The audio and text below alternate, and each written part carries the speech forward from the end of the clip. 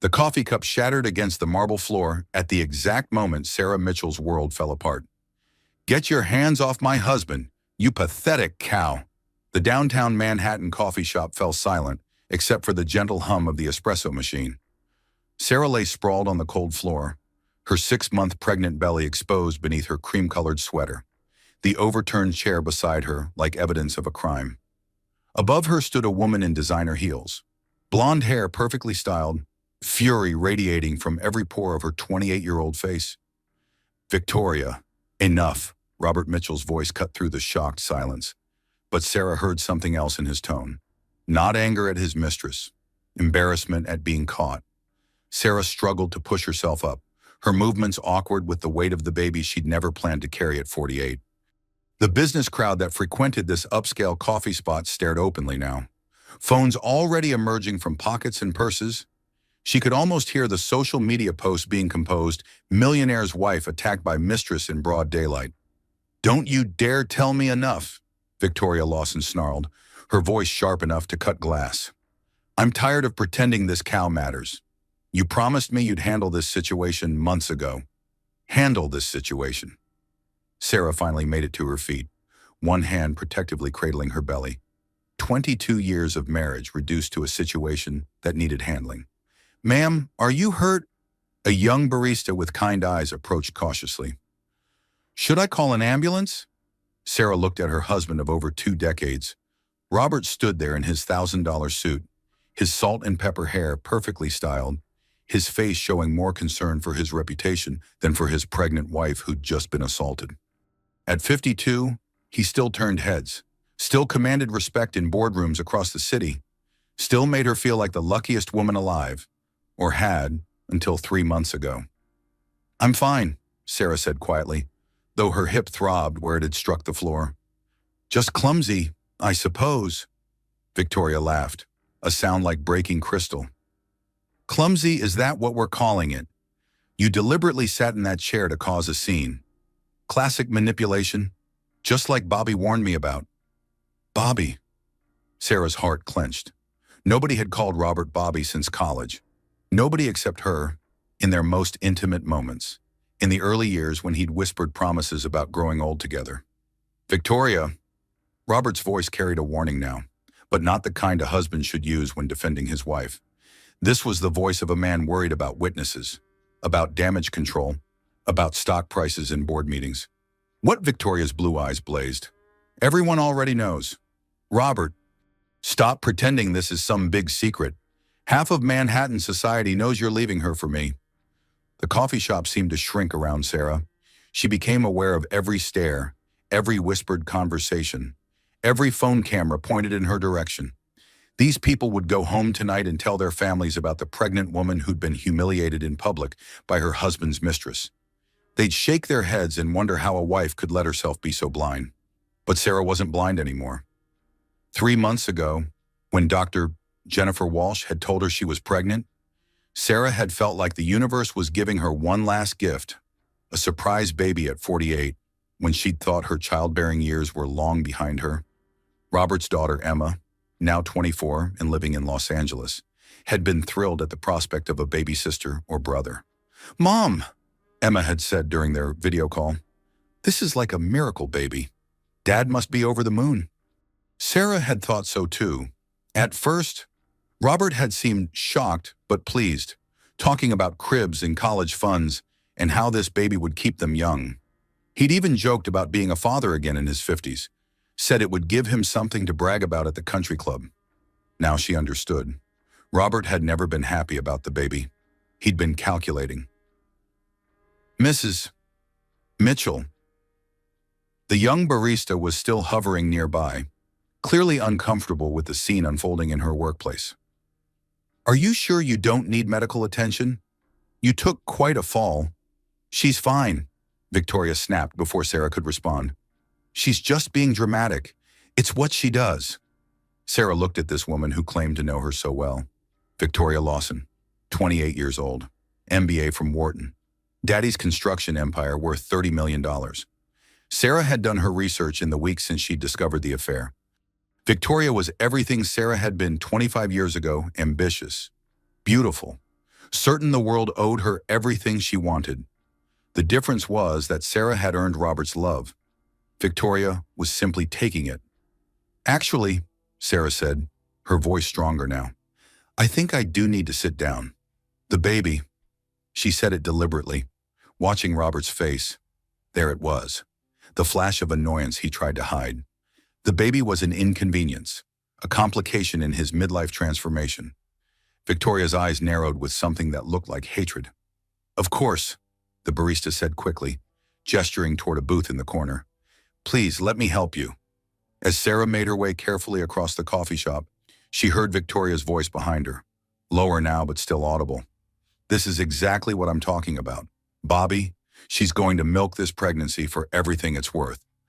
You need to file for divorce before she gets any bigger, before the courts start feeling sorry for her." Sarah sank into the booth, her hands trembling as she reached for her phone. She needed to call someone, but who? Her sister lived in California. Her parents had passed away years ago. Her closest friends were all part of the same social circle as Robert, the same crowd that would be dissecting this scene over dinner parties for weeks to come. Rebecca Thompson, her college roommate, the one friend who'd never been impressed by Robert's money or status. Rebecca, who'd become a divorce attorney in Boston and spent her career helping women like Sarah rebuild their lives. Sarah's fingers moved across her phone screen as the conversation continued behind her. "You're being ridiculous," Robert was saying. "Sarah's my wife, the mother of my children. This isn't how civilized people handle these things." "Civilized?" Victoria's laugh was sharp. "There's nothing civilized about a middle-aged woman trapping a man with a pregnancy. She knew exactly what she was doing." Sarah's thumb hovered over Rebecca's number. Once she made this call, there would be no going back. No pretending this was just a rough patch. No hoping that Robert would come to his senses and remember the life they'd built together. But as she listened to her husband discuss their 22-year marriage like it was a business deal gone wrong, Sarah realized there was nothing left to go back to. She pressed call. "Pregnant." Robert's coffee cup paused halfway to his lips, steam rising between them in their sun-drenched breakfast nook. At 48, Sarah had practiced this conversation in her head a dozen times during the drive home from Dr. Walsh's office. She'd imagined surprise, joy, concern for her health, maybe even tears. She hadn't expected the careful calculation that flickered across her husband's face. "I know it's unexpected," Sarah said, settling into the chair across from him. Through the floor-to-ceiling windows, their Westchester County estate stretched toward the horizon, 10 acres of perfectly manicured lawns and gardens that had taken her years to design. "Dr. Walsh says everything looks normal so far. The baby's due in January." Robert set down his cup with mathematical precision, the way he did everything. Even his morning routine was choreographed: coffee at 7:15, Wall Street Journal from 7:20 to 7:45, departure for the city at exactly 8 o'clock. "How is this possible?" he asked. "You're 48. Sarah, we haven't exactly been trying for children." There was something in his tone that made her chest tighten. Not the warm surprise she'd hoped for, but something cooler, more distant. "Dr. Walsh says it happens more often than people think," Sarah said carefully. "My mother had my brother when she was 46. Remember, and with all the advances in prenatal care." "That was different." Robert picked up his phone, scrolling through emails with the same focused attention he'd been giving her moments before.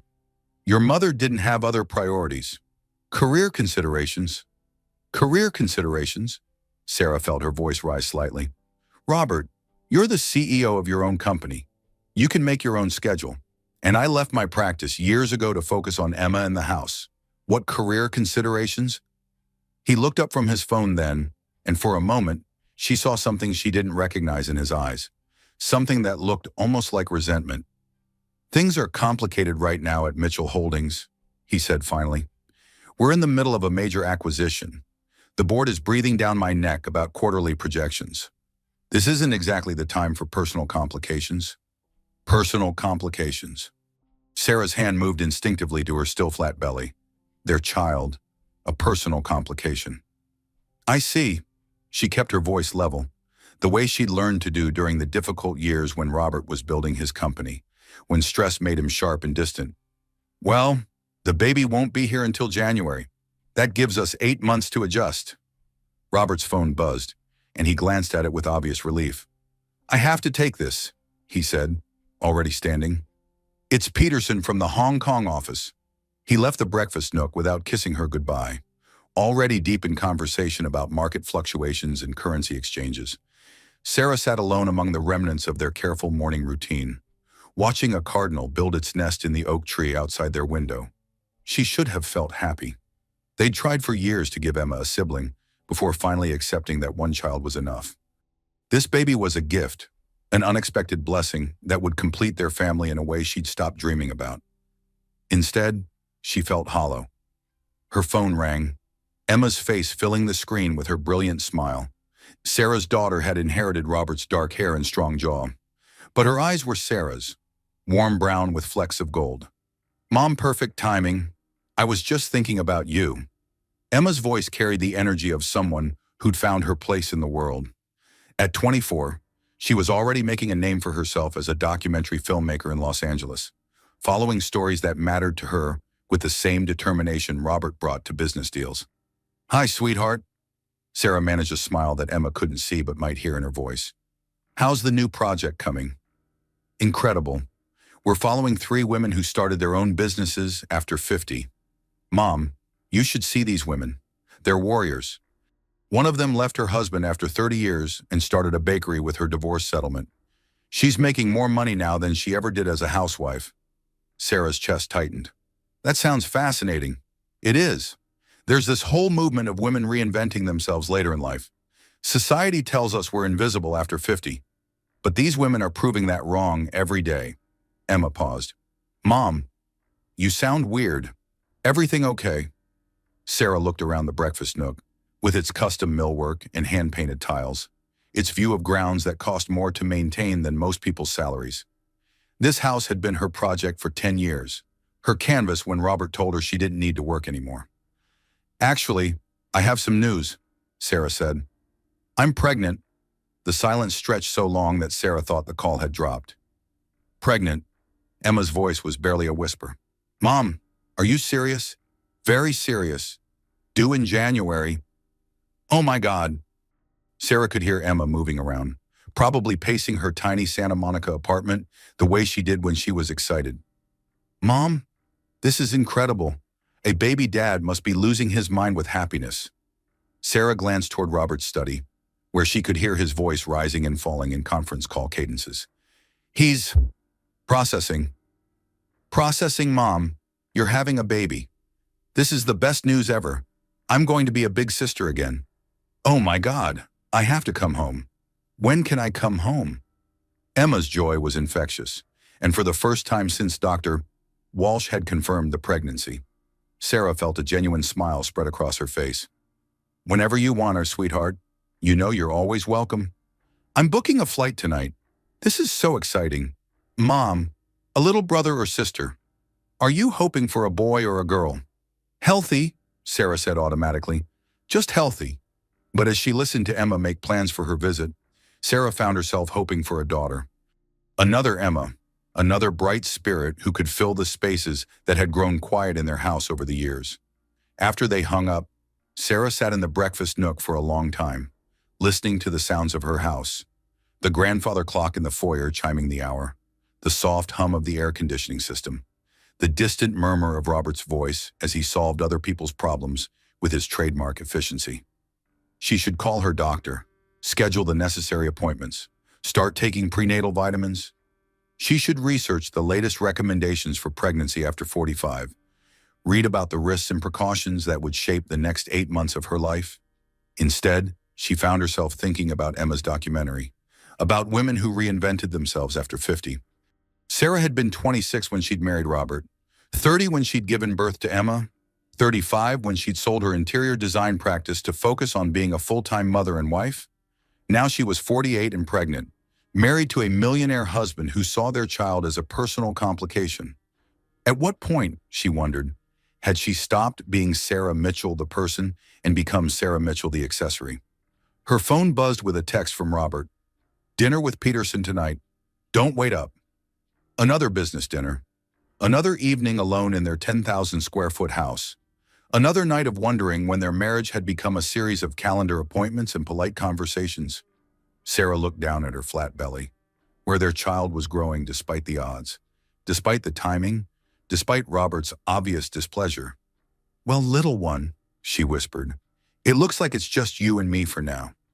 The cardinal outside the window had finished its nest, a perfect circle of twigs and moss nestled in the crook of the oak tree's strongest branch. Sarah watched as the bird settled into its new home, wings folding around the space where its eggs would soon rest. Maybe that was what she needed to do.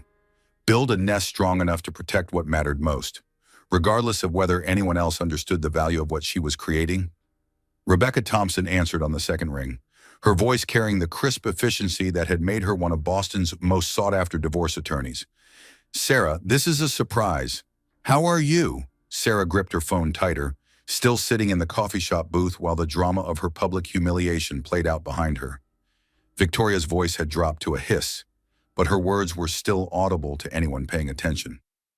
"Rebecca, I need to ask you something," Sarah said quietly. "Hypothetically." "Oh, honey." Rebecca's tone shifted immediately from professional to personal. "How hypothetical are we talking?" Sarah watched Robert check his watch, probably calculating how long this scene would take to resolve before his next appointment. If a woman in New York discovered her husband was having an affair, what would her options be? Depends on a lot of factors. How long married, any prenups, children, assets. 22 years. Yes to the prenup. One adult daughter, and Sarah's hand moved to her belly. Another child on the way. The silence on Rebecca's end spoke volumes. "Sarah, please tell me this is actually hypothetical." "I wish it were." "Where are you right now?" Sarah looked around the coffee shop, where the barista was wiping down tables with obvious nervousness, while other customers pretended not to stare. "A very public place, having a very private conversation exposed for everyone to see. Can you get somewhere safe, somewhere we can talk properly?" "Safe," Sarah almost laughed. "I don't know what that means anymore. Rebecca, I thought I was safe in my marriage, in my house, in my life. I thought 22 years meant something." "It does mean something, honey. It means you have rights. It means you have options. But I need you to focus for me right now. Are you in any physical danger?" Sarah glanced over at Victoria, who was now jabbing her finger at Robert's chest while he tried to calm her down. "I don't think so, but his mistress just knocked me down in front of half of Manhattan. I'm 6 months pregnant. Rebecca." "She what?" Rebecca's voice went arctic. "That's assault. Have you called the police?" "I called you first."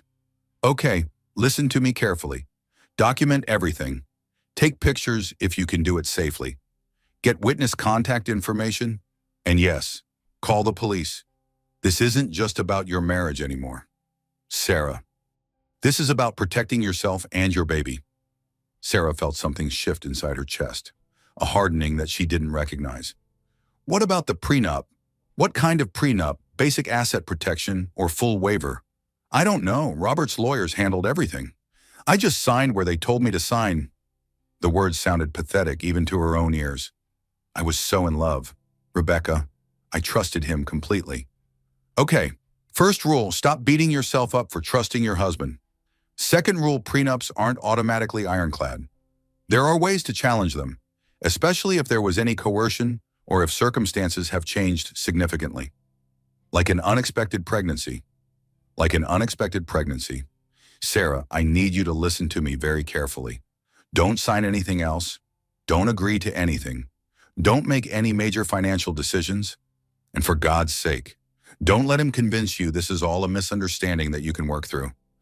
Behind her, Sarah heard Victoria's voice rise again. "I'm not waiting another 6 months for you to grow a spine. Robert, either you tell her tonight, or I will." "You want me to file for divorce?" Sarah said, the words tasting strange in her mouth. "I want you to protect yourself and your children. There's a difference." Rebecca's voice softened. "Honey, I know this is overwhelming. I know this isn't what you wanted. But sometimes life forces our hand, and when that happens, we have to be smart." Sarah thought about Emma's documentary, about women who reinvented themselves after 50. Had any of them sat in coffee shops listening to their husbands' mistresses plan their destruction? What would I need to do? First, and get somewhere safe and call me back. We'll need to discuss strategy, gather documentation, figure out your financial picture. Do you have access to bank statements, tax returns, investment accounts? Some. Sarah realized how little she actually knew about their finances. Robert handled everything, gave her credit cards and a household account, paid all the bills. She'd thought it was generous. Now she wondered if it had been strategic. Good, we'll need all of that. Also, I want you to start documenting everything. Keep a journal of dates, times, conversations. Record things if you can do it legally in New York. Rebecca, Sarah's voice was barely a whisper. What if I'm making a mistake? What if this is just a midlife crisis, and I'm destroying my marriage over something he might regret? Sarah, listen to me. Rebecca's tone was firm but kind. A midlife crisis is buying a sports car or taking up skydiving, having an affair and letting your mistress assault your pregnant wife in public. That's not a crisis. That's a choice. The truth of it hit Sarah like a physical blow. Robert had made choices, probably dozens of them over the past months. He'd chosen to pursue Victoria, chosen to lie to Sarah, chosen to stand by while another woman humiliated her in public. These weren't mistakes or moments of weakness. They were deliberate decisions. Ma'am! The young barista appeared at her table, clearly anxious to resolve the situation. I'm sorry to bother you, but should I call the police? That woman pushed you pretty hard, and you're pregnant. Sarah looked at the girl's concerned face, then at her phone where Rebecca was waiting for an answer, then at her husband who was now escorting Victoria toward the door while she continued her tirade.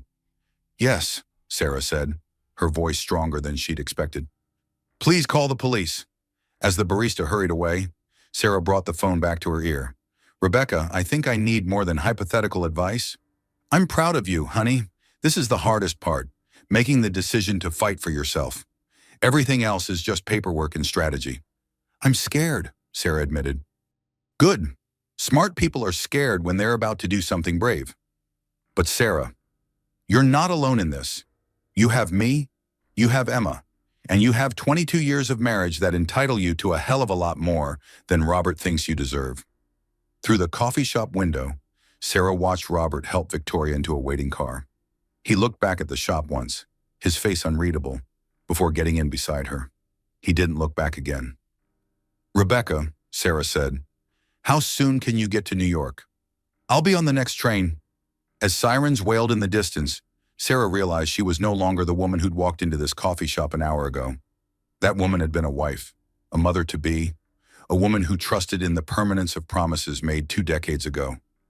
This woman, the one sitting alone while police cars pulled up outside, was something else entirely. This woman was going to fight. 3 days after the coffee shop incident, Sarah sat in her Westchester Mansion's library, surrounded by boxes of financial documents and feeling like an archaeologist excavating her own life. Rebecca had arrived from Boston that evening, bringing a legal pad, a digital recorder, and 20 years of experience helping women untangle the complicated knots of long marriages. Start with the bank statements, Rebecca said, settling into the leather chair across from Robert's mahogany desk. We need to understand the full financial picture before we make any moves. Sarah opened the first folder, her hands steadier than they'd been since Monday's humiliation. The police report had been filed. Victoria Lawson was facing charges for assault, and Robert was staying at the Carlisle Hotel while they worked things out. His phrase delivered with the same tone he might use to discuss a minor scheduling conflict. Here's what I don't understand, Sarah said, pulling out their joint checking account statements. We have quarterly financial meetings with Robert's advisor. I see these numbers every 3 months. How could I have missed signs of an affair? Rebecca looked up from her legal pad.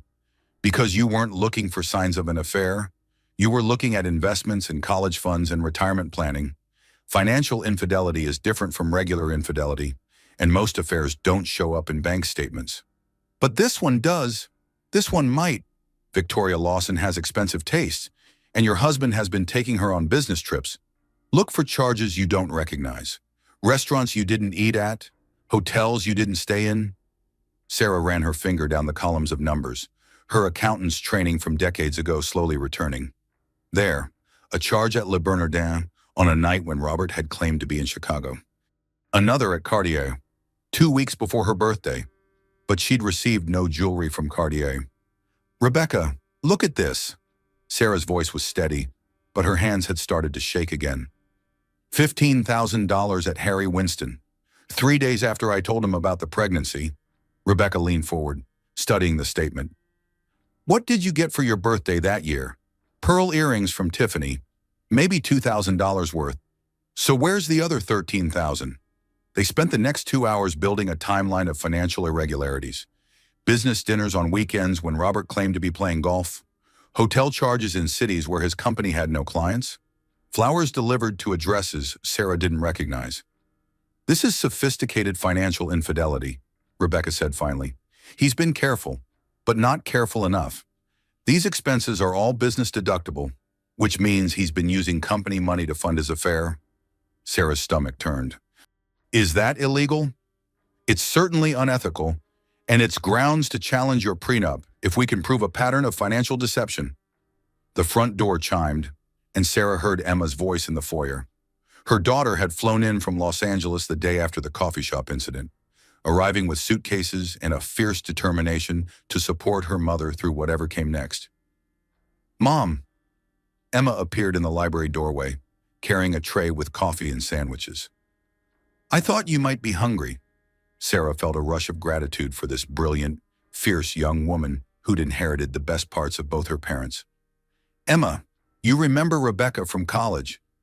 "Of course." Emma set down the tray and hugged Rebecca warmly. "Thank you for coming. Mom needs someone in her corner who knows how to fight." "Your mother is stronger than she realizes," Rebecca said. "She just needs to remember that strength." Emma settled on the arm of Sarah's chair, her presence both comforting and energizing.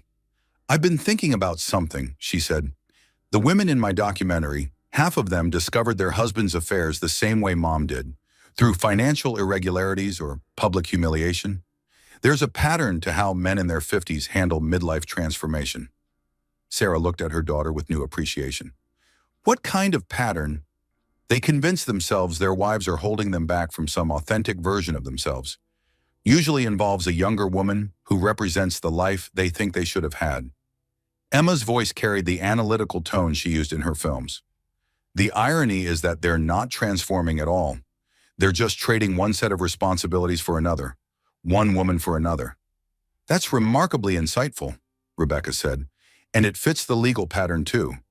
Men who claim their marriages are stale or unfulfilling, but who fight viciously to keep the financial benefits of being married." Sarah thought about Robert's reaction to her pregnancy, his careful calculations and scheduling concerns. Had he already been planning his exit when she'd shared the news about their baby? "There's something else," Emma said. "I called my friend Jessica in Dad's PR department. She says Victoria's been at every company event for the past 6 months. Not as a guest or client, as Robert's date." The words hit Sarah like a physical blow. Company events meant board members, clients, partners. Robert had been parading his mistress in front of their professional community for months while Sarah stayed home, growing their child and planning nursery decorations. "He's been creating a narrative," Rebecca said grimly, "establishing Victoria as his partner in professional settings, making your absence seem natural. This wasn't spontaneous, Sarah. This was strategic." Sarah's phone buzzed with a text from Robert. "Can we have dinner tonight? Time to discuss our situation like adults?" She showed the message to Rebecca, who frowned. "Don't agree to anything face-to-face yet. We're not ready." "What if he wants to reconcile?" "Do you want to reconcile?" Emma asked gently. Sarah looked around the library where she'd spent countless evenings reading while Robert worked late, or claimed to work late. She thought about the coffee shop, about Victoria's hands on her husband, about Robert's expression when his mistress had called her pathetic. "I don't know if I can trust him anymore," she said finally, "and I don't know if I can respect a man who would let another woman assault his pregnant wife." "Those are your answers," Rebecca said. "Trust and respect aren't negotiable in a marriage." Sarah typed her response to Robert. "I think we should communicate through lawyers from now on." His reply came immediately. "Don't be dramatic. Sarah, we can work this out." She showed Rebecca the message, and her friend's expression hardened. "Classic manipulation. He creates the crisis, then blames you for being dramatic when you respond to it. We see this constantly. What do we do next? We file, Rebecca said simply. Tomorrow. I want to get ahead of whatever strategy he's developing. As evening fell over the mansion, Sarah found herself standing in the nursery she'd started decorating months ago. The walls were painted a soft yellow, gender-neutral and welcoming. A rocking chair sat in the corner, the same one where she'd nursed Emma 24 years ago. Emma joined her, slipping an arm around her mother's waist. Are you okay? I keep thinking about what you said, about women reinventing themselves after 50. I never thought I'd be one of them. Mom, you're 48 and pregnant. You're about to become a single mother while fighting a millionaire ex-husband for fair divorce settlement? If that's not reinvention, I don't know what is. Sarah felt a smile tug at her lips despite everything. When you put it that way, it sounds almost heroic. It is heroic, Emma said firmly. And Mom, you're not doing this alone. You have me, you have Rebecca, and you have a lot of people who love you. Dad may have forgotten your worth, but the rest of us haven't. That night, as Sarah lay in her empty king-sized bed, she felt her baby move for the first time, a flutter, like butterfly wings, reminding her that she wasn't just fighting for herself anymore. She was fighting for her child's future, for the right to raise this baby in a world where women didn't have to accept narcissistic abuse or financial manipulation. She was fighting for the woman she used to be and the woman she might become. The divorce papers were filed on a Friday morning in November, 2 weeks after the coffee shop incident that had changed everything. Sarah sat in Rebecca's temporary New York office, watching her friend review the final documents with the methodical precision that had made her legendary in family law. Adultery, financial malfeasance, and emotional abandonment, Rebecca said, checking off items on her legal pad. Plus, we're requesting full forensic accounting of all business and personal assets going back 5 years. Robert's going to fight this, Sarah said, one hand resting on her increasingly prominent belly. At 28 weeks, she could no longer hide her pregnancy behind loose sweaters and careful posing. Let him fight. We have documentation, witnesses, and a very sympathetic plaintiff who was assaulted by his mistress in public. Rebecca's smile was sharp. Plus, his girlfriend is facing criminal charges. Not exactly the image Mitchell Holdings wants in their annual report. Sarah's phone buzzed with yet another text from Robert. He'd been calling and messaging constantly since receiving the papers, his tone alternating between wounded husband and calculating businessman. He wants to meet, Sarah said, reading the latest message. Says he can explain everything if I'll just listen. Absolutely not. Not without me present. And not until we've completed discovery. Right now, any contact with him is a chance for him to manipulate or intimidate you. The office door opened, and Emma entered carrying coffee and a grim expression. Mom, you need to see this. She handed Sarah her phone, showing a page 6 article with the headline, Mitchell Holdings CEO's pregnant wife files for divorce amid assault scandal. Sarah's stomach dropped as she read the opening paragraph. Sources close to the family suggest the marriage has been troubled for years, with friends describing Sarah Mitchell as increasingly controlling and jealous as her husband's business success grew. Controlling and jealous, Sarah's voice rose. I haven't been controlling about anything in 20 years. It's a classic PR strategy, Emma said angrily. Dad's hired a crisis management firm. They're trying to control the narrative, make you look like the unstable one. Rebecca was already on her phone. This is exactly why we filed quickly. He's going to try to paint you as an opportunistic wife, using pregnancy to extract money from a successful man. We need to get ahead of this. As if summoned by their conversation, Sarah's phone rang. Robert's name appeared on the screen, and for a moment, she was tempted to answer. Part of her still wanted to hear him explain, to find some way back to the life she'd thought they shared. Don't, Rebecca said firmly. Anything he says now is either manipulation or evidence. Neither helps you. But the phone kept ringing, and finally Sarah answered. What do you want, Robert? Sarah, thank God. We need to talk. This divorce filing is insane. You're destroying our family over a misunderstanding. A misunderstanding? Sarah's voice was ice. Your mistress assaulted me in public. Robert, you stood there and let it happen. What exactly did I misunderstand? Victoria was upset.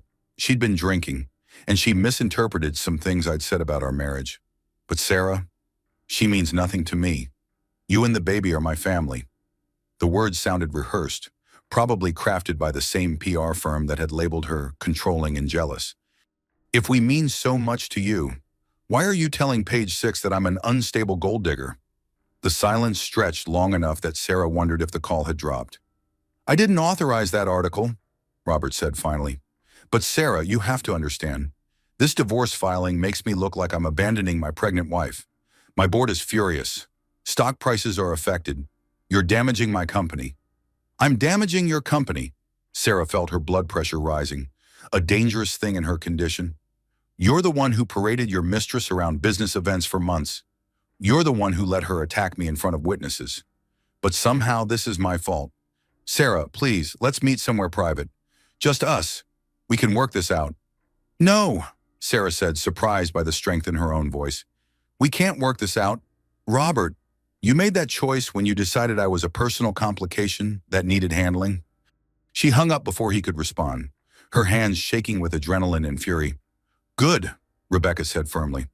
He's going to escalate now. Probably try financial pressure. Are you prepared for that? What kind of financial pressure? Frozen credit cards, restricted access to accounts, sudden discoveries that marital assets aren't as substantial as they appeared. It's a common strategy. Make the wife financially desperate so she'll accept a quick, unfavorable settlement. Emma looked up from her phone, where she'd been scrolling through social media responses to the Page 6 article. Mom, it's not all bad news. A lot of people are supporting you. There's actually a hashtag, Women Supporting Women, and it's trending. Sarah felt an unexpected warmth in her chest. Really, wait. Look at this. Emma showed her the screen. Women sharing their own stories about financial independence after narcissistic abuse, divorce settlements that changed their lives, midlife transformation. Your situation is resonating with a lot of people. Rebecca leaned over to see the phone. This is good for us legally, too. Public sympathy matters in high-profile divorces, especially when there are business interests involved. As afternoon turned to evening, Sarah found herself reading message after message from women who'd faced similar situations. Wives who'd discovered affairs through financial records. Mothers who'd been called controlling for expecting fidelity. Women who'd rebuilt their lives after decades of marriage ended in betrayal. Their stories gave her strength, but they also revealed a sobering pattern. The women who'd fared best in their divorces were the ones who'd fought from the beginning, who'd refused to be painted as victims or gold diggers. Rebecca, Sarah said finally, what's our next move? We go on offense, full forensic accounting, depositions from his business associates, subpoenas for his travel records and communications. If Robert wants to fight dirty, we'll show him what that really looks like. That night, alone in her mansion, Sarah stood in the nursery and talked to her unborn daughter. The ultrasound that week had confirmed what her heart had somehow known. She was carrying a little girl who would enter the world in the middle of what might be the biggest fight of Sarah's life. Your daddy thinks I'm being dramatic, she whispered to her belly. He thinks I should accept being replaced quietly, gracefully, like a good wife who knows her place. But you know what? Little one, I don't think good wives accept being pushed down by their husbands' mistresses. The baby moved, a strong kick that made Sarah smile despite everything. That's right, she said. We're fighters, you and me. And we're going to show your daddy, and everyone else, what happens when you underestimate a woman who's got nothing left to lose and everything to protect. Outside, November wind rattled the windows of the house where she'd thought she'd grow old with Robert. But inside the nursery, planning for her daughter's arrival, Sarah Mitchell felt stronger than she had in years. The woman who'd been knocked down in that coffee shop was gone. The woman standing in her place was ready for war. December arrived with an early snowfall that blanketed the Westchester estate in pristine white, making the mansion look like something from a Christmas card. Sarah stood at her bedroom window, watching the grounds crew clear the circular driveway, and tried to ignore the fact that this might be her last Christmas in the house where she'd raised Emma. Mom, Emma's voice carried from the doorway. Rebecca's here with news. Sarah turned from the window, her movements careful now that she was 32 weeks pregnant. The baby seemed to grow larger every day, pressing against her ribs and making sleep nearly impossible. But with each passing week, she felt more determined to see this fight through to the end. Rebecca was waiting in the library, her expression unreadable as she spread documents across the conference table they'd set up weeks ago. "We've got problems," she said without preamble, "and we've got opportunities." "Problems first," Sarah said, settling into her chair with Emma's help. "Robert's trying to claim that the baby isn't his." The words hit Sarah like a physical blow. Emma gasped audibly, and even Rebecca looked disgusted by what she just said. "What?" Sarah's voice was barely a whisper. "His lawyers filed a motion yesterday requesting paternity testing. They're claiming that given the state of your marriage and the timing of the pregnancy, there's reasonable doubt about paternity." Sarah felt the world tilt around her. In all the scenarios she'd imagined, all the ways she'd thought Robert might fight, this hadn't occurred to her. "But that's insane. I haven't been with anyone else in 22 years. The only man I've so much as kissed is my husband." "I know that, and you know that, but it's a legal strategy," Rebecca said grimly. "If he can raise doubt about paternity, he can avoid child support obligations and paint you as an unfaithful wife seeking financial gain." Emma was pacing now, her filmmaker's mind clearly working through the implications. This is character assassination. He's trying to destroy Mom's reputation so completely that no one will believe her version of events? "Exactly," Rebecca confirmed. "It's scorched earth tactics. He's not trying to salvage the marriage or protect his family anymore. He's trying to win at all costs." Sarah pressed her hands to her belly, feeling her daughter's strong heartbeat beneath her ribs. The little girl who'd been conceived during one of the few intimate moments she and Robert had shared in recent months, when he'd been tender and loving and had whispered about how beautiful she was, even at 48. "Can we fight this? We can and we will. But Sarah, I need you to understand what this means. He's going to make this uglier than anything you've imagined. If we proceed, your private life, your marriage, your sexual history, it's all going to be dissected in court." The room fell quiet except for the soft hum of the heating system and the distant sound of snowplows on the road. Sarah thought about the woman she'd been 6 months ago, planning a nursery and choosing paint colors, believing that her biggest challenge would be managing a pregnancy at 48. "What are the opportunities you mentioned?" she asked finally. Rebecca's expression shifted to something that might have been satisfaction. This move was a mistake on his part. It's so obviously vindictive that it's going to backfire spectacularly.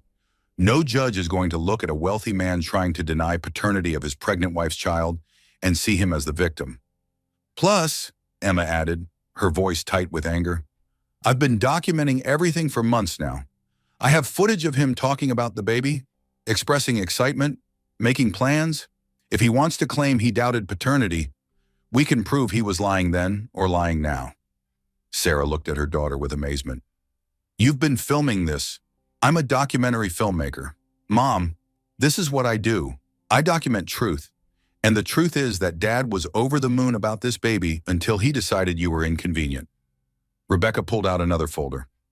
"There's more. The forensic accounting came back, and it's even worse than we thought.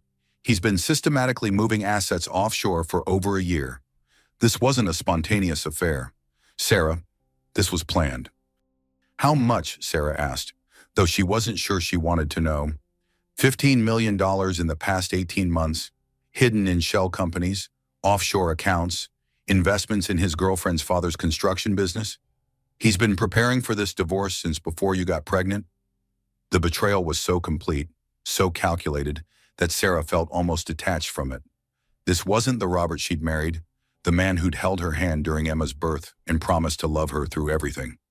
This was a stranger wearing her husband's face. "What do we do now?" "We expose everything," Rebecca said firmly. "The hidden assets, the affair, the timeline of his deception. We show the court exactly what kind of man we're dealing with." Sarah's phone buzzed with a text from Robert. "I'm picking up some of my things from the house tonight. Please don't make a scene in front of the staff." She showed the message to Rebecca, who frowned. "He can't just show up at the house anymore.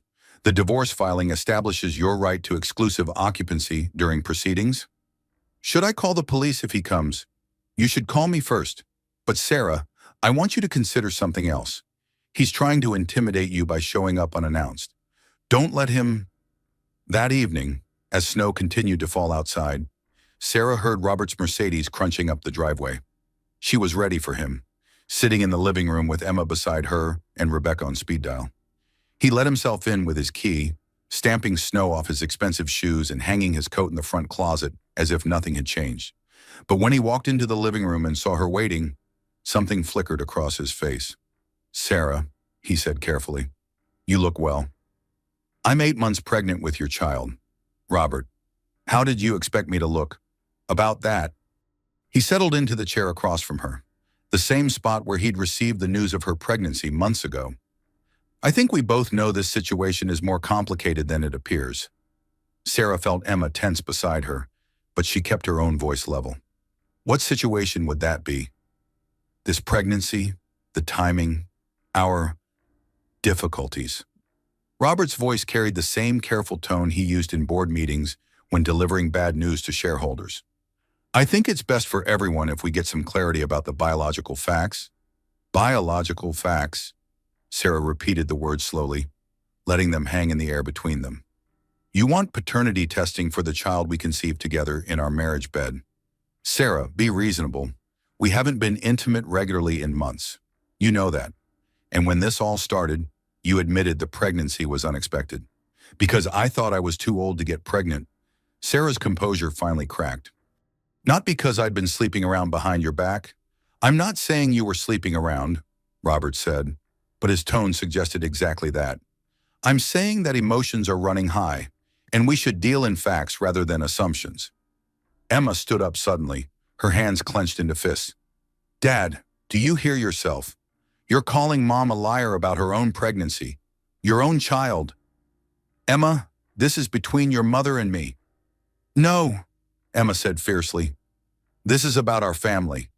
The family you're destroying because you can't handle getting older like a decent human being." Robert's mask slipped for a moment, showing something ugly underneath. "You don't understand the complexities of adult relationships. Emma, your mother and I grew apart years ago. This baby is just her attempt to keep me trapped in a marriage that stopped working long before Victoria came along." The words hung in the room like poison gas. Sarah felt her daughter's pain as acutely as her own, and something inside her finally snapped. "Get out," she said quietly. "Sarah, get out of my house." Her voice was stronger now, carrying the authority of a woman who'd finally seen her husband clearly. "Pack whatever you came for and leave. And Robert, the next time you want to insult me or question my integrity, do it through your lawyers. I'm done pretending you're the man I married." For a moment, she thought he might argue, but something in her expression must have warned him off, because he simply nodded and walked toward the stairs. 20 minutes later, he was gone, leaving behind only the faint scent of his cologne and the echo of words that could never be taken back. "Mom," Emma said softly, "are you okay?" Sarah looked around the living room, where she'd celebrated Christmas mornings and birthday parties, where she'd read bedtime stories and helped with homework and built a life she'd thought would last forever. "You know what?" she said finally. "I think I am." For the first time in months, that wasn't a lie. January wind howled around the corners of the Manhattan courthouse as Sarah climbed the steps, one hand pressed to her lower back where the weight of her full-term pregnancy had settled like a constant ache. At 38 weeks, she was huge, uncomfortable, and absolutely determined to see this through. "You should be home," Rebecca muttered, steadying Sarah's elbow as they navigated the icy steps. "You should be in bed, waiting for labor to start, not fighting your ex-husband in court." "My ex-husband should have thought about that before he decided to question the paternity of his own child," Sarah replied, her breath visible in the frozen air. "Besides, our daughter deserves to see her mother fight for her from the very beginning." Emma walked on Sarah's other side, carrying a briefcase full of documents and wearing the fierce expression she'd inherited from both parents. "The photographer from page 6 is here again," she warned. "They're hoping for another dramatic moment they can spin." Sarah glanced at the cluster of reporters and photographers waiting by the courthouse entrance. 6 weeks of legal battles had turned her divorce into a media circus, with daily articles dissecting every court filing and analyzing every public appearance. "Let them watch," Sarah said. "I'm done hiding." Inside the courthouse, Robert's legal team had assembled like an army. Sarah counted at least 6 lawyers in expensive suits, plus what looked like private investigators and PR consultants. Her own team consisted of Rebecca, 2 junior associates, and Emma with her ever-present camera. "David versus Goliath," Rebecca murmured. "Just how I like it." Robert himself sat at the far table, looking older than his 52 years. The stress of the divorce and the criminal charges against Victoria had taken their toll. His company's stock price had dropped 12% since the scandal broke, and 2 board members had quietly resigned. Sarah took her seat carefully, arranging her maternity dress to accommodate her belly. Almost immediately, she felt her daughter shift restlessly, as if sensing the tension in the room. "Not yet, little one," she whispered. "Let mommy finish this first." The judge, the Honorable Patricia Williams, entered with an expression that suggested she'd already heard enough about this case to last a lifetime. She was a woman in her 60s with iron gray hair and the no-nonsense demeanor of someone who'd spent decades watching wealthy men try to manipulate the legal system. "I'm going to make something very clear before we begin," Judge Williams said, settling behind the bench. "This court has no patience for media theatrics or character assassination. We're here to resolve the dissolution of a marriage and determine appropriate support for the minor children involved. Nothing more, nothing less." Robert's lead attorney, a sharp-faced man named Harrison Beck, stood immediately. "Your Honor, we appreciate the court's position, but there are fundamental questions about the legitimacy of the claims being made." "Mr. Beck," the judge interrupted, "are you referring to the paternity issue your client has raised?" "Yes, Your Honor. Given the circumstances of the marriage and the timing of this pregnancy, my client has reasonable concerns." "Mr. Beck," Judge Williams' voice could have cut glass. "I've reviewed the timeline of this pregnancy, the medical records, and the couple's travel schedule. Unless Mr. Mitchell is claiming immaculate conception, the math is quite clear. This motion is denied, and I don't want to hear about paternity again." Sarah felt a surge of vindication so strong she had to grip the table to keep from cheering. Beside her, Rebecca scribbled a note, "Round 1 to us." Beck tried again. "Your Honor, there are also questions about the plaintiff's motivations in filing for divorce. The timing suggests, Judge Williams said dryly, that Mrs. Mitchell filed for divorce after being assaulted by her husband's mistress in a public place. Unless you're arguing that assault is grounds for reconciliation, I suggest we move on to the financial issues." Rebecca stood gracefully. "Your Honor, we've prepared a comprehensive analysis of the marital assets, including several concerning discoveries about hidden wealth."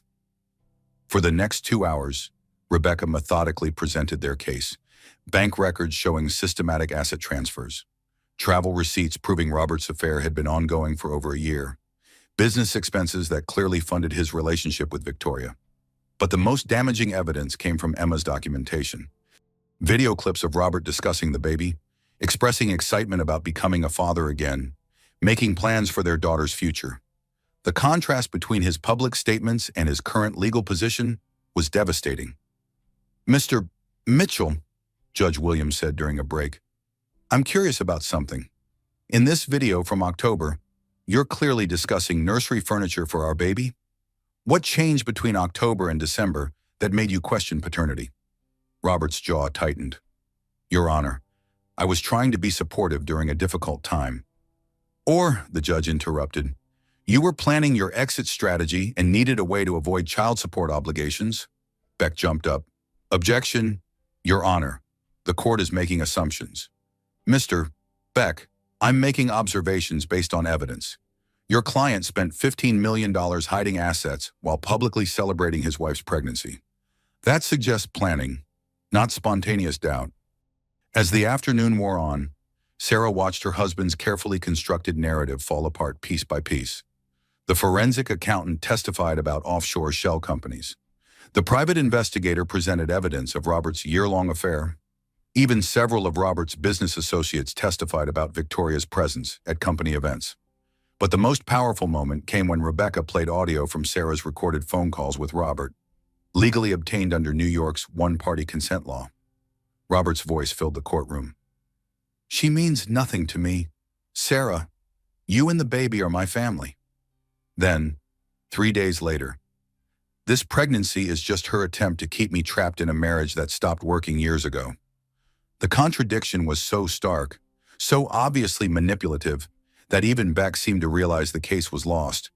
During the final recess, Sarah struggled to her feet, her back aching and her daughter pressing insistently against her ribs.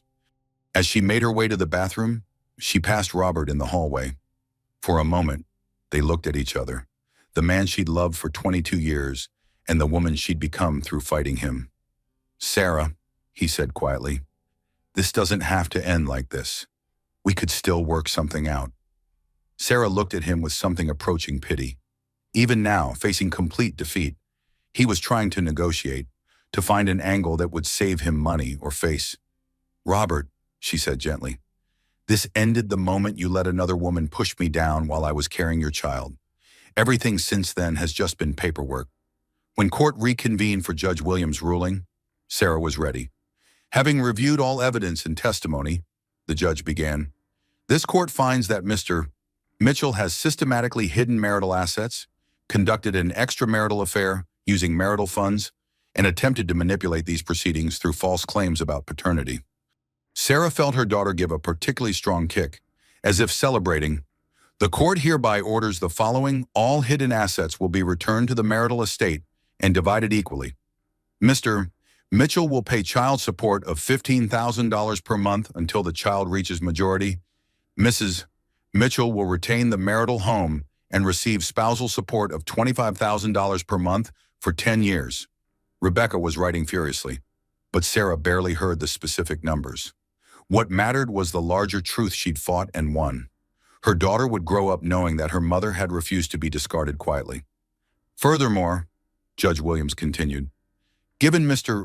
Mitchell's attempts to hide assets and manipulate these proceedings, he will be responsible for all legal fees incurred by both parties."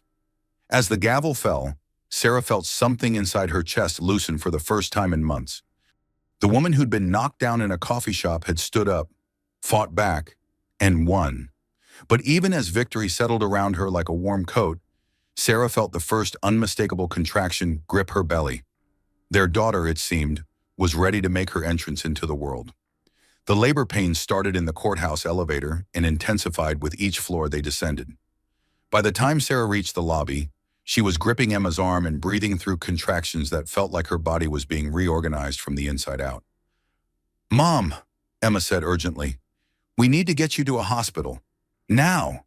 "Not yet," Sarah gasped, pausing beside a marble pillar as another wave of pain washed over her. "Rebecca needs to finish the paperwork. Make sure the settlement is properly filed." "Sarah, honey," Rebecca said, appearing at her elbow with a stack of documents, "the paperwork can wait. You're about to have a baby." Sono. Through the courthouse windows, Sarah could see the cluster of reporters and photographers who'd been documenting her legal battle for weeks. The irony wasn't lost on her. Her daughter was choosing to arrive on the same day her mother had finally secured their future. "Mrs. Mitchell," a young court clerk approached nervously, "Judge Williams asked me to tell you that she's expediting the final orders. Everything will be filed within the hour." Sarah nodded her thanks, then doubled over as another contraction hit. When it passed, she looked up to find Robert standing nearby, his face pale and uncertain. "Sarah," he said hesitantly, "do you need me to drive you to the hospital?" The question was so absurd that Sarah almost laughed. "I think you've done enough, don't you?" Emma was already calling for a car while Rebecca gathered their legal documents. As they helped Sarah toward the door, she heard Robert call her name again. "What?" she said, turning back despite Emma's protests. "Will you?" He seemed to struggle with the words. "Will you let me know when she's born?" Sarah studied his face, looking for some trace of the man she'd once loved. What she saw instead was a stranger who'd spent months trying to destroy her and was now asking for the privilege of meeting their daughter. "I'll think about it," she said finally, which was more kindness than he deserved. The ride to Mount Sinai Hospital passed in a blur of traffic and increasingly intense contractions. Emma held one hand while Rebecca handled the logistics, calling doctors and alerting the hospital that they were coming. "This is really happening," Sarah gasped between contractions. "She's really coming." "At the most perfect time," Emma said firmly. "She waited for you to win. Mom, she wanted to be born into freedom. Dr. Jennifer Walsh was waiting when they arrived, her familiar face a welcome sight in the chaos of the emergency room. Well, Sarah, she said with a smile, I see your daughter has excellent timing. Let's get you upstairs and see how far along you are. The next 12 hours passed in the strange, suspended reality of labor. Sarah had forgotten how consuming it was, how completely it demanded every ounce of strength and focus. But this time was different from Emma's birth 24 years ago. This time, she wasn't waiting for a husband to arrive from a business meeting. This time, her support system was complete without him. Emma documented everything with her camera, creating what she called the first chapter of our new story. Rebecca handled the constant stream of legal calls and media requests from the hospital lobby. And Sarah labored knowing that every contraction brought her closer to holding the daughter she'd fought so hard to protect. At 3:47 a.m. on January 15th, Grace Elizabeth Mitchell entered the world with a lusty cry that announced her displeasure at being evicted from her warm, quiet home. She's perfect, Dr. Walsh said, placing the baby on Sarah's chest. 8 pounds, 2 ounces, and absolutely beautiful. Sarah looked down at her daughter's wrinkled red face and felt something shift fundamentally in her understanding of the world. This tiny person had been worth every moment of the past 6 months, every legal battle, every moment of doubt and fear. Hello, Grace, she whispered. I'm your mama, and I have so much to tell you. Emma was crying openly as she filmed the first moments of her sister's life. Mom, she looks just like you did in the old baby pictures. Grace had Sarah's brown eyes and what looked like it might become Robert's dark hair, but her expression, even in these first moments, seemed entirely her own, alert, determined, already taking the measure of her new world. She's a fighter, Sarah said, stroking Grace's soft cheek. She's going to need to be. Over the next few days, visitors streamed through Sarah's hospital room. Emma's filmmaker friends brought flowers and organic baby clothes. Rebecca arrived with champagne she couldn't drink until after breastfeeding and legal documents that made their victory official. Even Judge Williams sent a congratulatory note with a gift certificate for children's books. But the most meaningful visitor was Eleanor Vanderberg, the society matron who'd quietly supported Sarah throughout the divorce proceedings. My dear, Eleanor said, settling into the bedside chair with the grace of someone who'd been navigating high society politics for 60 years. You've given all of us something precious. What's that? Sarah asked, adjusting Grace in her arms. Permission to stop accepting unacceptable behavior from powerful men? Eleanor said simply. Half the women in our circle are married to men who think wealth gives them the right to discard their wives when they become inconvenient. You've shown them a different way. Sarah looked down at Grace, who was sleeping peacefully despite the ongoing conversation. I just wanted to protect her, to make sure she grows up knowing that women don't have to accept narcissistic abuse or financial manipulation. And that lesson will ripple out far beyond this room, Eleanor said. You've started something, Sarah. Women supporting women, refusing to be victims, fighting for financial independence after 50. It's a movement, whether you intended it or not. That evening, as visiting hours ended and the hospital settled into its nighttime rhythm, Sarah found herself alone with Grace for the first time. She walked slowly around the room, her daughter warm and solid in her arms, and marveled at how completely her life had changed. 6 months ago, she'd been a traditional wife focused on managing a household and supporting her husband's career. Now she was a single mother with a substantial divorce settlement, a daughter who documented social justice, and a story that apparently inspired other women to fight for themselves.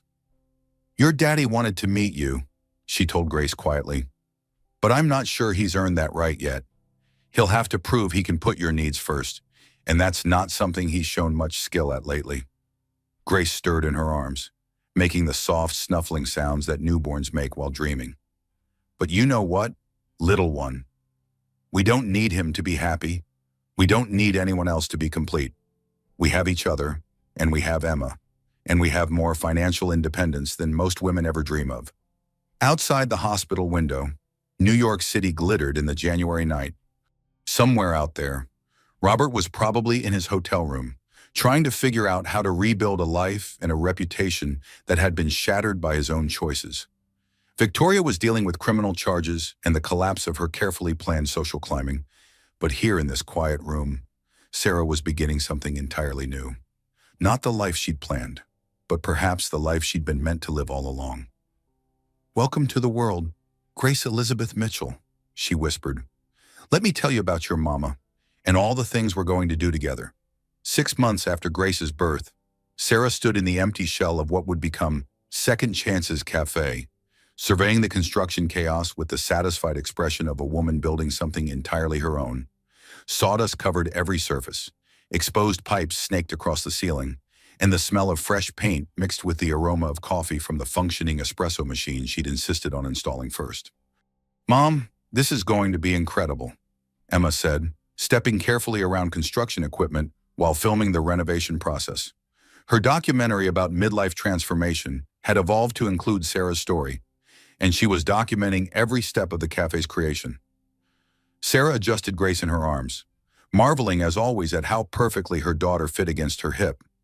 At 6 months old, Grace was a serious baby who studied everything with dark eyes that missed nothing. She seemed particularly fascinated by the construction noise and the parade of workers who stopped to admire her. "The location is perfect," Rebecca said, joining them from her inspection of the kitchen area. She'd driven down from Boston for the cafe's construction milestone, the day the custom furniture arrived. Right in the heart of Manhattan's business district, walking distance from 3 major law firms specializing in family law. "I didn't choose it for the divorce attorneys," Sarah laughed, though she appreciated the irony. "I chose it because it's where women come to think, to work, to make decisions that change their lives." The cafe occupied the ground floor of a converted brownstone just off Madison Avenue, close enough to the financial district to attract businesswomen, but far enough from Robert's office building to avoid awkward encounters. Sarah had bought the space with part of her divorce settlement, transforming it from a generic retail shell into something that felt like a combination of living room, library, and sanctuary. "Tell me again about the business model," Emma said, camera rolling as Sarah walked through the space. "Coffee and conversation," Sarah said simply, "but also workshops on financial independence, legal clinics for women considering divorce, support groups for single mothers, a place where women can get practical help along with their lattes." The front door chimed, and Jack Patterson entered carrying blueprints and wearing his perpetual expression of amused satisfaction. The private investigator who'd helped build Sarah's divorce case had become an unexpected friend and was now helping her navigate the complexities of small business ownership. "The security system is installed," he announced, "and I've got contacts at the local precinct who'll keep an eye on the place. Word is getting around about what you're doing here, and not everyone approves." Sarah felt a familiar flicker of worry. The media attention around her divorce had died down, but she still received occasional hostile messages from people who thought she'd been too greedy or vindictive. Some of Robert's business associates had made it clear they considered her a traitor to their social circle. "What kind of disapproval are we talking about?" Rebecca asked, her lawyer instincts immediately engaged. "Nothing actionable," Jack assured her. "Just grumbling from certain circles about women getting ideas above their station. The usual nonsense from men who think successful women are a threat to the natural order." Grace chose that moment to let out an indignant wail, as if she understood the conversation and wanted to voice her opinion about men who felt threatened by women's success. "That's right, sweetheart," Sarah said, bouncing her daughter gently. "Mama's got ideas way above her station, and that's exactly where they belong." The custom furniture began arriving that afternoon, sturdy wooden tables that could accommodate laptops and legal documents, comfortable chairs arranged in conversation clusters, built-in bookshelves that would soon hold everything from financial planning guides to memoirs by women who'd reinvented their lives after 50. But the centerpiece was the collection of chairs Sarah had specially commissioned from a local craftsman. Each one was unique, designed to be both beautiful and unshakable. No one would ever again have a chair kicked out from under them in Sarah's space. "Mrs. Mitchell." A young woman appeared in the doorway, clearly nervous but determined. "I'm sorry to bother you, but I heard about your cafe. I'm Jessica Chen, and I was wondering—" "Come in," Sarah said warmly, recognizing the look in the woman's eyes. She'd seen it in mirrors for months during her own divorce proceedings, the expression of someone gathering courage to change her life. I read about your case, Jessica said, glancing around the construction zone. About how you fought back when your husband tried to discard you. I'm, I'm in a similar situation. My husband is 15 years older, very successful, and he's been having an affair with someone from his office. Sarah handed Grace to Emma and gave Jessica her full attention. How can I help? I don't know if I'm strong enough to fight like you did. I've been a stay-at-home mother for 8 years. I don't have my own career, my own money. I'm scared that if I challenge him, I'll lose everything. You're already losing everything, Sarah said gently. The question is whether you're going to let it happen to you or take control of the process. For the next hour, Sarah, Rebecca, and Jessica sat on construction crates and talked through options, resources, and realistic expectations for what a divorce might look like. By the time Jessica left, she had Rebecca's business card, a list of financial documents to gather, and something she'd been missing for months' hope. That's what this place is really about, Sarah told Emma as they watched Jessica walk away with more confidence than she'd arrived with. Not just the coffee or the workshops, it's about women helping other women believe they're worth fighting for. As evening approached and the construction workers finished for the day, Sarah found herself alone in the cafe with Grace, who was dozing in her carrier. The space was quiet except for the distant sounds of Manhattan traffic and the soft hum of the espresso machine. She thought about the woman she'd been a year ago, planning nursery colors and believing that her biggest challenge would be managing a pregnancy at 48. That woman had been comfortable but powerless, secure but invisible, loved but not respected. The woman standing in this half-finished cafe was something entirely different. She was a business owner, a single mother, a divorce settlement success story, and apparently an inspiration to other women fighting their own battles. Her phone buzzed with a text from an unknown number. Saw the article about your cafe in the Times. Wanted you to know you helped me leave my narcissistic husband last month. Thank you for showing me it was possible. A grateful reader. Similar messages arrived daily now, from women across the country who'd read about her case and decided to fight for their own financial independence and self-respect.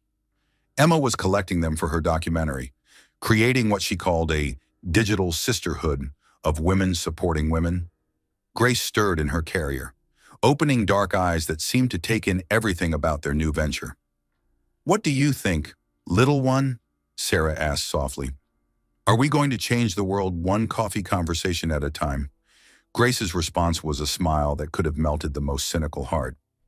I'll take that as a yes, Sarah said, lifting her daughter into her arms. Your mama's got big plans for us, Grace Elizabeth. Big plans and the financial independence to make them happen. Outside, Manhattan glittered with the promise of another day, another chance for women to support each other, to fight for what they deserved, to refuse to accept unacceptable treatment from the powerful men in their lives. Sarah Mitchell had found her calling, and it was exactly as revolutionary as Emma had predicted. 1 year later, Sarah stood behind the counter of Second Chance's Cafe, pulling shots of espresso while Grace played in her portable playpen nearby, babbling cheerfully at the regular customers who'd become like family. The morning rush was in full swing, businesswomen grabbing coffee before court appearances, mothers meeting for support group sessions, older women attending Rebecca's weekly Financial Independence After 50 workshops. The cafe had exceeded every expectation Sarah had dared to have.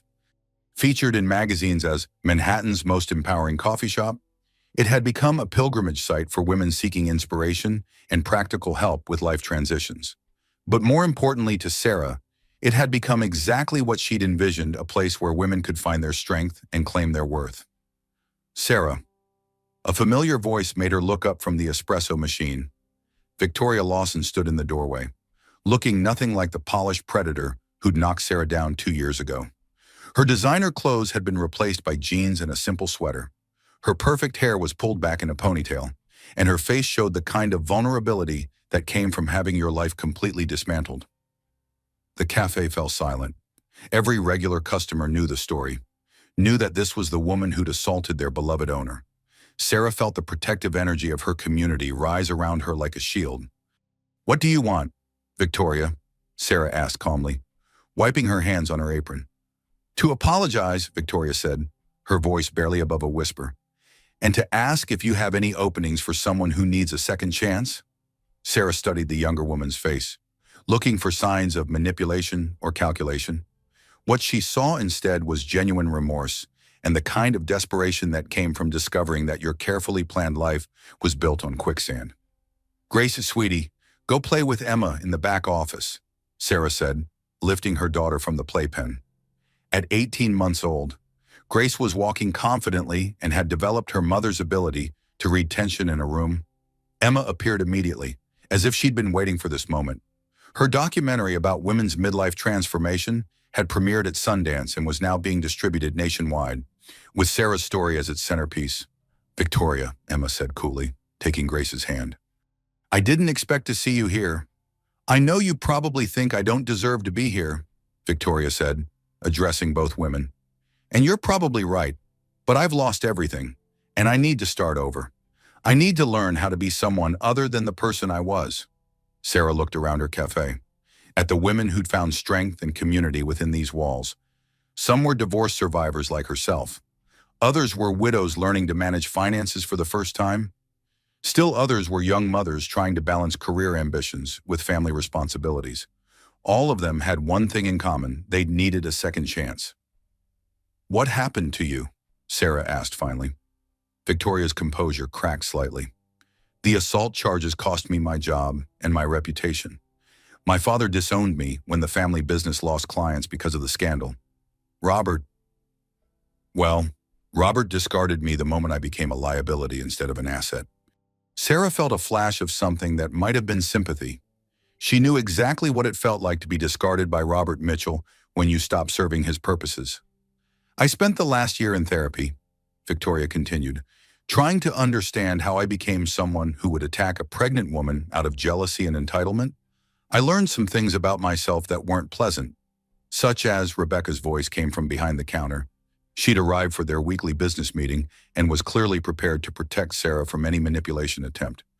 "Such as the fact that I was raised to believe my worth came from the man I could attract and keep," Victoria said, meeting Rebecca's hostile gaze steadily. "I was taught that other women were competition, not potential allies. I was programmed to see someone like Sarah as an obstacle to overcome, rather than a person deserving of respect." Grace toddled back from the office, drawn by the tension she could feel even if she couldn't understand it. She walked directly to Victoria and offered her a colorful wooden block, her standard gesture of friendship. Victoria knelt down to Grace's level, and Sarah saw tears in the younger woman's eyes. "Hello, beautiful girl," Victoria whispered. "I'm the bad lady who hurt your mama.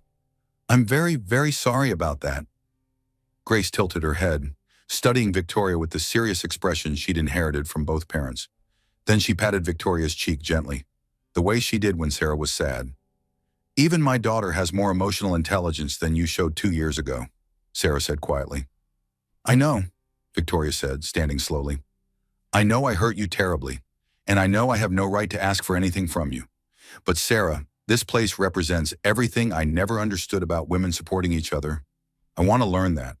I want to be better." Sarah looked at this woman who'd once been her husband's mistress, who'd physically assaulted her in public, who'd tried to destroy her reputation and steal her life. The old Sarah might have harbored hatred, might have enjoyed seeing Victoria's downfall, but the woman she'd become through fighting for her own worth understood something different. Hurt people, and healed people help heal people. "We have an opening for a barista," Sarah said finally. "Minimum wage, no benefits until after 90 days, and you'd have to complete our employee training program on supporting women in crisis." Victoria's eyes widened. "You'd really give me a chance." "I'd give you a chance to earn a chance," Sarah corrected. "This community would have to accept you, and that might take time. You'd have to prove that you understand what this place represents." "I understand," Victoria said quickly. "Or I want to understand. I want to learn how to be someone worth knowing." Emma had been filming discreetly from the back of the cafe, and now she approached with her camera lowered. "This is going to make an incredible epilogue for the documentary," she said thoughtfully. "The full circle of forgiveness and growth." "It's not forgiveness yet," Sarah said firmly. "It's an opportunity. Forgiveness has to be earned through consistent actions over time." Over the following weeks, Victoria proved herself willing to do whatever was asked of her. She cleaned tables, restocked supplies, learned to make coffee, and gradually began participating in the conversations that happened naturally in the cafe's supportive environment. Sarah watched her carefully, looking for signs of the old manipulative behavior. What she saw instead was a woman genuinely trying to rebuild herself from the ground up, learning to measure her worth by her contributions rather than her conquests. The breakthrough came during a particularly difficult support group session. A young woman named Maria was crying as she described her husband's financial abuse, his systematic destruction of her self-esteem, his threats about what would happen if she tried to leave. "I feel so stupid," Maria sobbed. "How did I let myself become so powerless? How did I not see what he was doing?" Victoria, who'd been quietly serving coffee, suddenly spoke up. "Because women are taught to be grateful for male attention, even when that attention comes with a price," she said softly. "We're taught to measure our worth by our ability to keep a man happy, even when making him happy requires us to make ourselves smaller." The room fell silent. This was the first time Victoria had contributed to a support group discussion. "I spent 5 years trying to steal another woman's husband," Victoria continued, her voice growing stronger. "I told myself I was fighting for love, but really I was fighting for the security I thought came from being chosen by a powerful man. I never stopped to consider that real security comes from choosing yourself."